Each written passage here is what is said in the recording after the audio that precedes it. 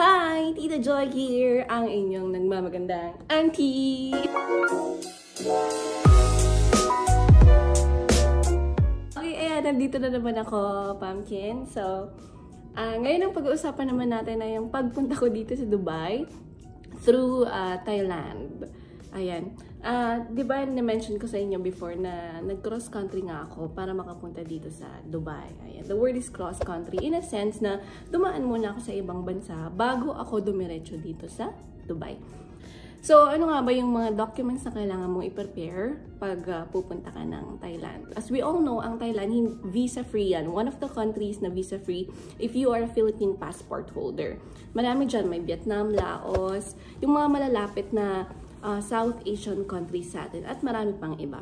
So, napili ko ang Thailand for the reason na it's kind of similar sa Philippines. Tsaka, syempre, ang daming magagandang mga lugar na pwedeng puntahan doon. Katulad na lang ng Wat Po, Grand Palace, Chatuchak Market. Yan yung mga sikat na puntahan eh. Yung mga shopping center dyan. Diba? Sa Pinas, sikat na sikat yung mga Thailand fashion, Thai beauty products. Alam na alam niyo yan. Kaya, yun yung napili kong bansa. And besides that, mayroon akong childhood friend doon na gustong-gusto ko talagang makita kasi it's been 13 years nung last kaming nagkita. Kaya, doon pa talaga kami sa Thailand nagkita ulit. Diba? Kaya, napili ko ang bansang Thailand at napakaganda talaga doon. Promise, hindi kayo magsisisi. Gusto ko nga rin i-share sa inyo yung naging journey ko doon for, I think, 2 weeks ako nandoon bago ako nag-Dubai. So, paano nga ba ako nakapunta doon? Siyempre, pinag-isipan kong mabuti, nag-search ako, naghanap ako ng mga flights, ng mga murang hotel, at mga murang tourist attractions doon. Sa plane ticket naman, nagtingin lang ako sa Skyscanner, tapos nag-book ako ng return ticket. Kasi, syempre, sa immigration, i-check nila yan eh. Most probably, i-check talaga nila yung return ticket mo. Kaya, ayun, ang mali ko lang, Pumpkin, no? Nag-book ako, binayaran ko yung return ticket talaga ng buong-buo. At that time, nag-book ako a week before ng flight ko yata, or basta several days before ng flight ko. Talagang biglaan lahat. Talagang nag-risk lang ako. Wala akong pera, hiniraman ko lang yung mga savings ko, ganun, dun lang din galing. So, at that time, ang binayaran ko mga 29,000 pesos back and forth na yun. But in fact, if magpa-plan ka several months prior to your flight, sobrang daming mura. At saka, dati kasi hindi ko naisip yung dami ticket return kaya talagang binook ko yung two-way. Ngayon, nag-check ako, may mga 8,000, 9,000 going Thailand. May mga promo na gano'n si Cebu Pacific at saka si AirAsia. Aside from that, nagtingin din ako ng hotel na good for a week. May nahanap naman ako dito sa hotel na to. Ayan. Ang binayaran ko sa kanya a night is 1,500 pesos. So, I stayed there for like, I think mga 3 nights, if I'm not mistaken. Tapos naisip ko, pwede naman ako, doon kasi sa kapitbahay, by the way, doon ako nagstay sa Sukhumvit, Bangkok. Yan, pinakasentro ng Thailand. Doon kasi nakatira yung kaibigan ko, kaya yun na yung napili kong lugar. And then nakita ko dun sa area na yun, ang daming hostel at napakamura lang. Kaya sabi ko kanya, buti na lang, ilang araw lang yung binook ko. So nagbook ako ng hostel eventually at grabe, sobrang mura lang. Alam mo yung per night na binayaran ko, mga 250 pesos lang yun per night. So mga ilang nights din ako nagstay doon. Imagine that. Ang laki-laking pwede mong masave. Ang ganda na ng hostel. 4 people kami in one room. So, parang dorm type siya. You have your own washroom. Ayan, dito ako nagstay sa Black Hostel. Ayan. Lagay ko yung link dyan sa baba para makita mo. I don't know lang ngayon kung magkano na yung rate nila, but I guess still mura compared naman dun sa 1,500 per night, diba? Ang laki-laki ng matitipid mo. Ayan. Tapos eventually, yung friend ko naisip niya na dun na lang ako magstay sa flat nila since 'di ba sayang naman din yung ginagastos ko sa accommodation. Syempre doon free. Share na lang kami sa food so shout out sa'yo my friend. Ikaw na talaga ang ultimate savior. So, aside from that, ginaid niya rin ako sa mga tourist attractions na pwede kong puntahan. at an affordable price. Ayan, ang unang-una ko talagang pinuntahan dun sa Thailand is yung ano ba, yung Terminal 21 na mall. Ayan, ang sarap ng mga food nila doon. Punta ka dun sa food central nila. Ang mura, alam mo ba? Pwede kang kumain doon ng pad thai. 'Di ba the ultimate Thai food, yung mga pad thai, yung mga chili chicken, yung mga basil chicken, yung mga ganun. Yung sobrang sikat nilang dessert na mango sticky rice. Ay, grabe. For a dollar, that's roughly 55-58 pesos. Nako, busog na busog ka na. Yung pad thai na binili ko nun, but I think that was just around, yeah, $1 lang. $1 or $2. 'Di ba? 50 to 100 pesos. Not bad. Survive ka na for the day. Tapos, ang maganda pa doon, maraming mga street food. Oo, sa Thailand, ang daming mga street food doon. Tapos, sobrang mumura nila. You must try yung papaya salad nila. Grabe. Sobrang favorite ko talaga yun. Mura lang din yun eh. Parang, hindi, wala siyang $1. Basta sobrang mura niya lang. Parang mga 20 pesos lang ata yung pack na ganun. Tapos gagawin nila in front of you. Napaka-fresh. Tapos napakalinis din ng mga gumagawa. Siyempre, diba? Ikaw ba naman tambayan mo sa harapan niya ginagawa? Siyempre, magmamalinis sila kuya, diba? Ay, yung mga street food nila. Tapos napaka-healthy. Ano pa ba? Alam mo ba, napansin ko sa Thailand, kinakain nila yung mga gulay nila. Fresh. Tapos ang tamis. Sa Pinas, di ba parang ang weird, hindi naman natin I mean, oo, may mga salad tayo and all. Pero yung sa kanila, alam mo yung fresh na sitaw, tapos kangkong. Kinakain nila yun, kinakain nila ng fresh. Tapos, napansin ko sobrang tamis ng mga gulay nila. Yun din yung sinabi ng friend ko, kaya nung dati nawiwirdohan pa siya. Pero nung kinakain na nila, kinakain na namin, ang tamis-tamis pala. Ewan ko, siguro may sugar yung mga farm. Sugar nilalagay ng sugar yung fertilizer. Charat! Ayan.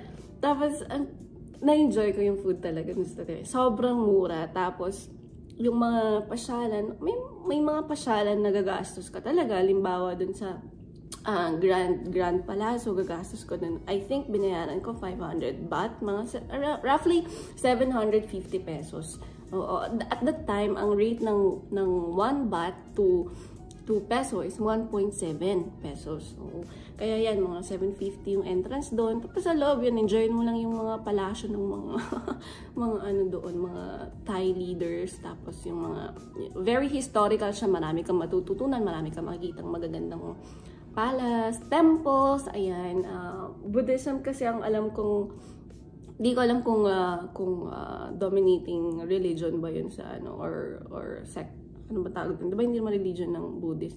Whatever. Anyway, ayan, ang daming mga templo doon, ang daming Buddha kung saan-saan. May mga ano sila doon, may mga parang mga altar sa tabi-tabi. Ang babait pa ng mga tao. Tapos akala wala sa Pinas ka lang kasi mga kamukha lang natin sila, di ba?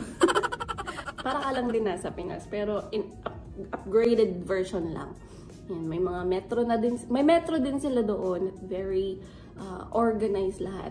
Very organized, very safe, hindi ganun kasiksikan. Ayun, madali lang naman mag-commute within Bangkok. Although pag pupunta ka na sa mga malalayong lugar, halimbawa yung Pattaya, yan yung kanilang very sikat na beach area, kailangan mo nang mag-travel talaga by bus. Ayan, or by plane, pwede rin naman. Pero hindi ko na pinuntahan yung south area kasi doon na lang talaga ako sa Bangkok. Siyempre, limited time, limited budget din ako, tita niya. Ang pag-usapan natin, Pumpkin, yung mga documents na prepare ko nung nagpunta ako sa Thailand. Ayan, good thing naman, hindi ako masyadong in-interview sa immigration, wala naman masyadong tanong-tanong kasi fortunately, nakalabas na ako ng bansa before. Nagpunta na ako ng Hong Kong twice, Macau. Ayan, kaya siguro nakita na nila sa system na lumabas na ako, kaya wala nang masyadong tanong-tanong. Although, pinipare ko yung mga documents na mahalaga, like yung bank statement ko, pinipare ko na rin. Although, hindi naman talaga nila tinatanong yan normally eh. Pero just in case na, nag-prepare na rin ako.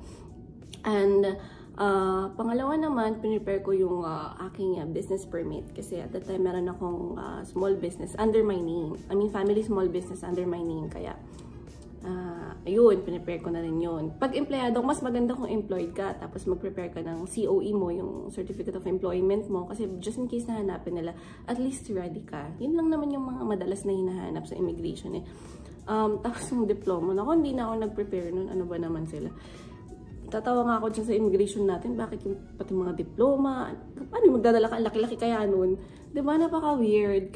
Buti na nga lang naging issue yan, talagang nabigyang pansin ng ating gobyerno dahil sa kabagtitan, ng kabaliwan ng, ng BI natin. Siyempre, yung plane ticket mo, yan, kailangan prepared ka dyan. Return ticket, normally, dapat prepared ka dyan. If you can manage naman to get dummy ticket ng return, okay din naman yun. But sa akin kasi safe side, naisip ko na lang din na okay na din na nabook ko na kahit na binayaran ko, kahit, diba? Para hindi na lang tayo mag-risk. And then, yung accommodation mo, kailangan prepared na rin yan. Yung confirmed accommodation mo, kahit yung mga papers na to, sinave ko lang sa phone ko. Hindi ko talaga sila pinrint. Kasi, hello, let's promote digital era na. Huwag na tayong masyadong print ng mga papel. Unless ang malas mo pag hinanapan ka ng printed papers, diba? Although, on the safe side, mas magandang i-print mo. Ang pinrint ko lang pala, yung flight ticket ko. Yun lang. Yung flight confirmation. Tapos yung accommodation, yun na yung mga hanapin nila. Tapos yung itinerary ko, pinarepair ko na rin, naglagay na rin, gumawa na rin ako ng presentation. Lagay ko lang sa notes ko yung mga pupuntahan ko. Ayun, para just in case na hanapin, mayroon na naman tayong ipapakita. Yun. Siyempre, passport. Hello, di ka na makakalabas ng walang passport. ID, magdala ka ng IDs mo. Oo, kasi very important yun na hanapan ka rin ng IDs sometimes.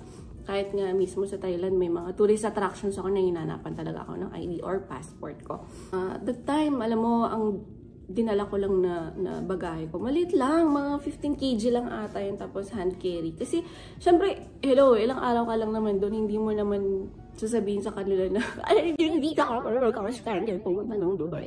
diba? Parang, hello, pakita mo sa kanila, may pera ka, magta-travel ka lang. Kailangan magmayaman ka, mag-aura-aura ka doon, ganun. O, real talk, diba? Siyempre, paparamdam mo sa kanila na afford mo.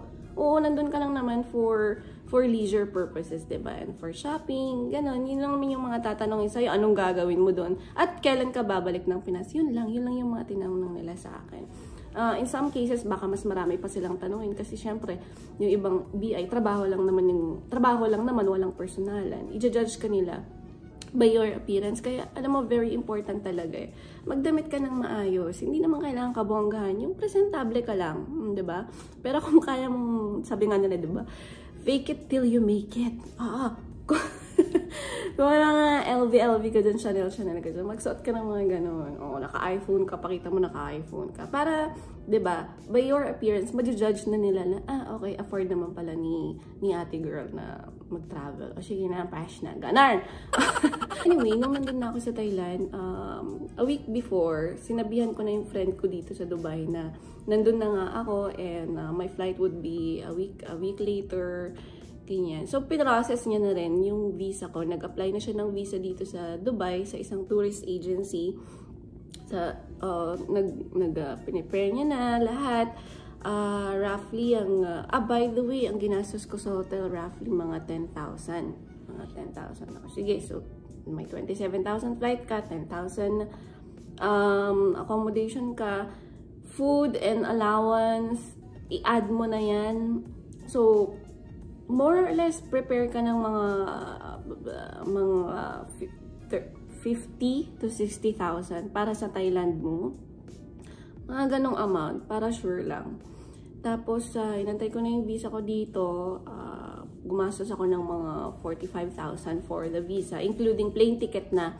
At saka yung tour agency fees, ayan, 45,000 yung siningil sa akin.